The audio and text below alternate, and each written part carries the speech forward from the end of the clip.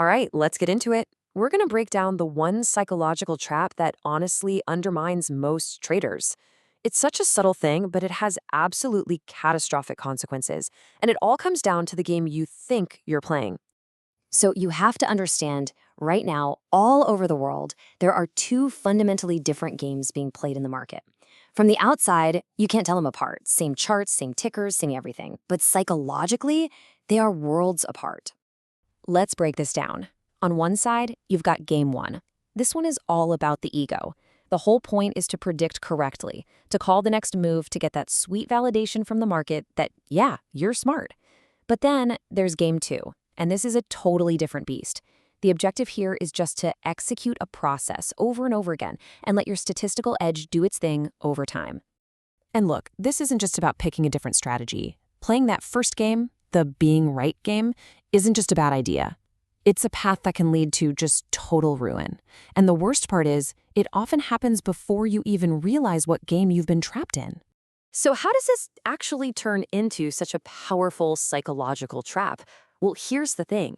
The need to be right, that's not a trading problem. It's a human problem, one that the market is just mercilessly good at exposing. The engine that drives this whole trap is something called cognitive dissonance. Way back in the 1950s, a psychologist named Leon Festinger figured out that our minds are basically hardwired to protect what we already believe. When we're faced with evidence that contradicts our beliefs, our first instinct isn't to change our minds, it's to defend our position.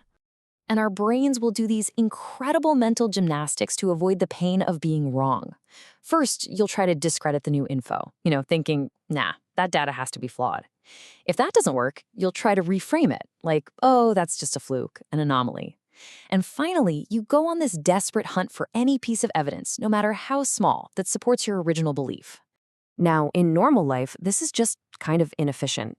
But in trading, it is an absolute disaster. And why? Because the market is a non-stop, merciless fire hose of contradictory evidence coming at you in real time. Every single tick that moves against your position is the market telling you, hey, your idea isn't working out yet.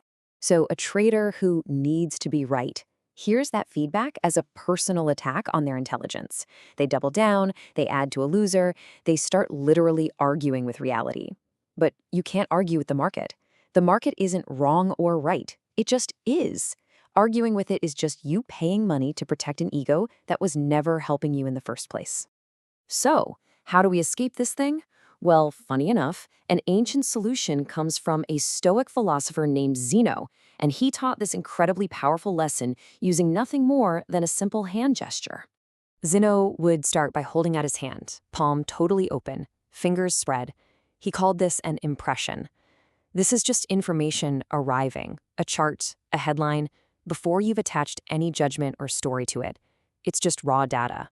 Then he would slightly curl his fingers. This he called assent. This is your mind starting to engage with that information, to consider it, to form a little thesis about what it might mean. Next, he would close his hand into a loose fist. This represents comprehension. You've grasped an idea, you've formed a trade plan. The idea is held, but notice, it's not a death grip, it's loose. But this last gesture, this is the one he warned everyone about. He would bring his other hand over and grip that fist tightly, a double-fisted grip. This is absolute certainty. And what's the problem? A hand that's clenched that tight can't open to receive anything new. It's completely closed off. And that, right there, is the critical difference. The amateur trader grips their analysis with that double fist. It becomes part of their identity. The professional, though, holds their thesis in an open hand. Their conviction isn't in being right about this one idea. Their conviction is in their ability to see the market clearly and adapt when the facts change. Okay, so how do we make this practical? You can't just fight your brain's wiring head-on. It's too strong. But you can be clever about it. You can redesign the very metric that triggers that whole defensive, ego-driven response. This right here is the most powerful shift a trader can possibly make. You replace that old, uncontrollable question, was I right about where the market was going? With a brand new one that is 100% within your control. Did I follow my rules? The moment you do this, everything changes. Your ego stops defending a prediction and starts defending your process. All of a sudden, a losing trade where you followed your rules perfectly becomes a psychological win. Your brain starts getting that reward hit from discipline, not from a lucky guess.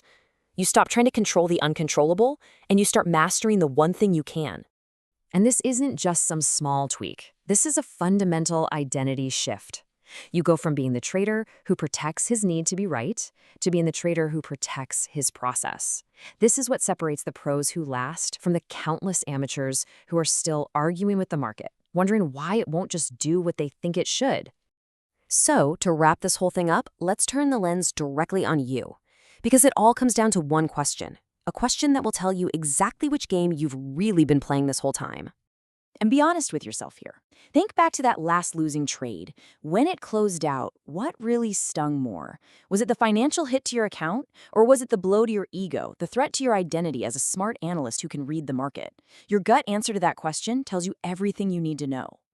If that loss hurt your ego more than your account, that's your signal.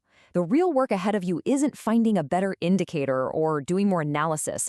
The real work is to change the game you're playing. The metric itself is the work. Redesign it, and do it before you place another trade.